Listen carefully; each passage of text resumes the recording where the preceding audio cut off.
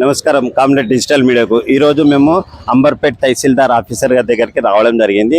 ఇక్కడ వచ్చిన తర్వాత మాకు ఉన్న సమస్య ఏంటంటే తహసీల్దార్ గారు అంటే జిల్లా మెజిస్ట్రేషన్ల హోదా ఉన్నవారు. అలాంటి ఆఫీస్ దగ్గర ఇగో ఇంతగానం గుంతలు వింతలు ఇక్కడ ఉన్న మళ్ళీ మున్సిపల్ కమిషనర్ గారు ఏం చేస్తారేమో. ఒక తహసీల్దార్ గారు మొన్ననే మన మేడం గారు కొత్తది వెహికల్ కూడా తీసుకుర్రు.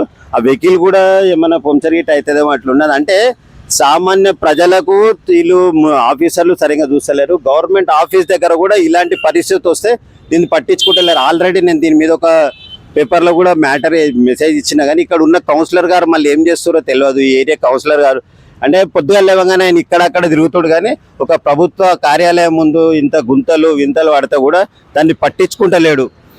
మేము మున్సిపల్ కమిషనర్ గారికి మన జిహెచ్ఎంసీ సర్కిల్ 16 మున్సిపల్ కమిషనర్ గారికి ఒకటే మేము తెలియజేయం ఏంటంటే మన తహసీల్దార్ ఆఫీసర్ దగ్గర ఇట్లా ఉంది. ఎలక్షన్లు వచ్చినప్పుడు స్పెషల్ ఆఫీసర్ ఇక్కడనే పడుతుంది. అలాంటిది ఎలక్షన్లలో మళ్ళీ ఇక్కడ గెలిచిన ఎమ్మెల్యే గారు కూడా పొద్దుగా లేవగానే వాళ్ళ మనుషులను పంపిస్తుంటారు, అన్నీ చేస్తుంటారు, కానీ ఇక్కడ రోడ్డు కూడా ఇవ్వలేకపోతే ఏంది ఇది?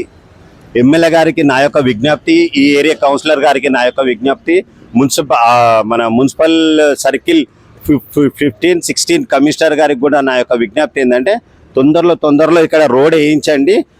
మేడం గారి బండి కూడా ఖరాబ్ అయిపోతుంది, బండి కొత్తది తీసుకుంది. మీరు ప్రభుత్వ కార్యాలయాల ముందట ఫస్ట్ బాగుంటే ప్రజలకు కూడా నమ్మకం ఏం ఏర్పడుతుంది అంటే వీళ్ళు ఎక్కడ కూడా అంతా బాగా చేస్తారని. ఇకనైనా నేను చెప్తున్నా ఎమ్మెల్యే గారికి, మన కౌన్సిలర్ విజయ్ కుమార్ గౌడ్ గారికి, ఎమ్మెల్యే కాలేరు వెంకటేష్ గారికి కూడా నా యొక్క విన్నపం ఏంటంటే ఇక్కడ రోడ్ వేయండి, లేకపోతే ఇది పద్ధతి కాదండి. మీరు ఎంత పనులు అభివృద్ధి కార్యక్రమాలు చేసినా కూడా ప్రజలకు మాత్రము ఇలాంటివి చేస్తేనే మీరు ప్రజల దృష్టిలో పడతారు. Okay, thank you.